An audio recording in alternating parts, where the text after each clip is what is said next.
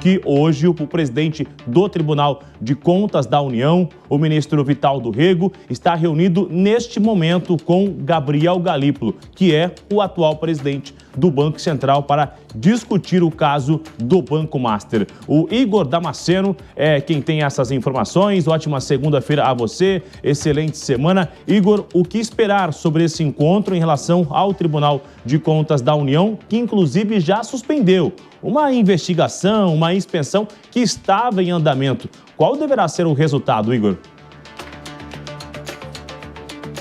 Bruno, a expectativa é que as duas autarquias cheguem num consenso em torno do caso Banco Master, viu? Boa tarde a você, boa tarde também a todos que nos acompanham em tempo real.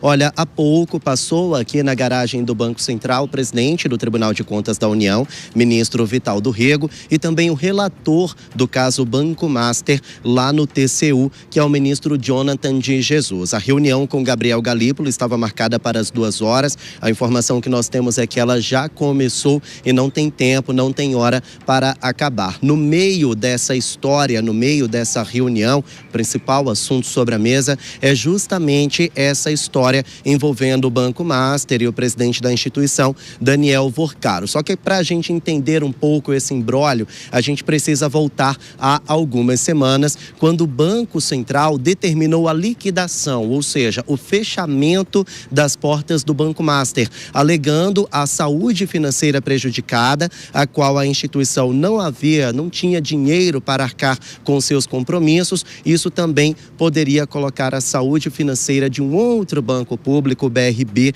em xeque, em prejuízo. Então, por causa dessa questão financeira, o Banco Central determinou a liquidação do Banco Master. De lá para cá, Daniel Vorcaro, presidente do Banco Master, já foi preso, agora está ali sendo monitorado com uma tornozeleira eletrônica, mas o Tribunal de Contas da União quer entender quais são os dados às quais o Banco Central se embasou para determinar o fechamento das portas do Banco Master.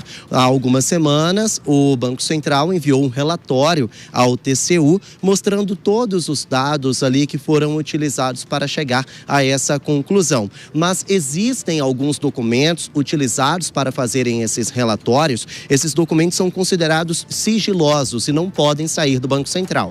Por isso, o relator do caso Banco Master, ministro Jonathan de Jesus, determinou que técnicos do Tribunal de Contas da União viessem até o Banco Central e inspecionassem esses documentos que não podem sair daqui.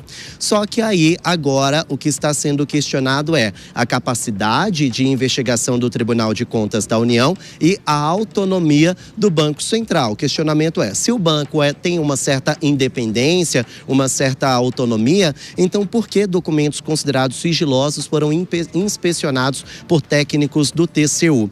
Jonathan de Jesus determinou o fim dessa inspeção, o fim dessa investigação com esses documentos sigilosos, mas agora o Banco Central tem que explicar por que determinou a liquidação do Banco Master, com que base utilizou o argumento de que o Banco Master não tem dinheiro para arcar, não tem como se manter financeiramente falando.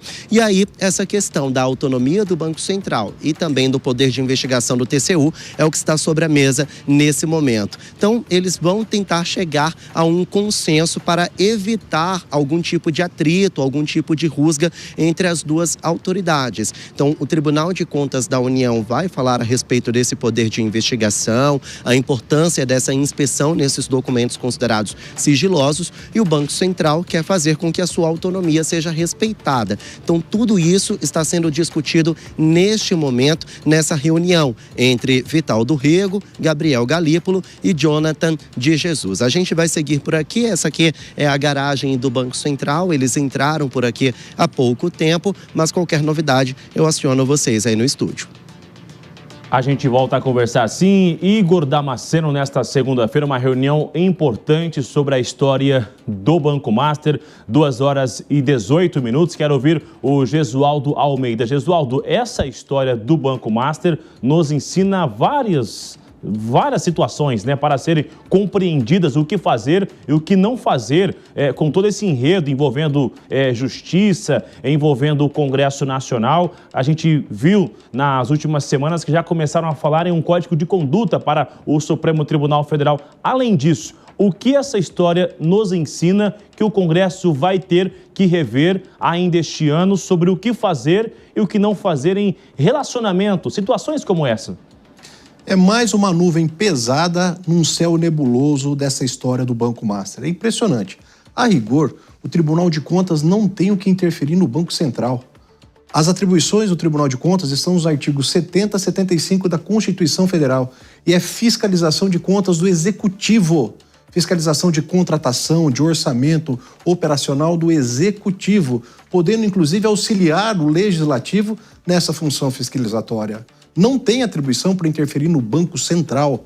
Quando o Banco Central determinou a liquidação de outros bancos, cito aqui 3, por exemplo, o Banco Rural, o Banco Bamerindos e o Banco Sandos, todos eles também por escândalo, menores do que esse do Banco Master, com menos gente envolvida, não se falou de intervenção no Banco Central. E todos eles foram através de liquidação extrajudicial, com o mesmo enredo que é trazido agora.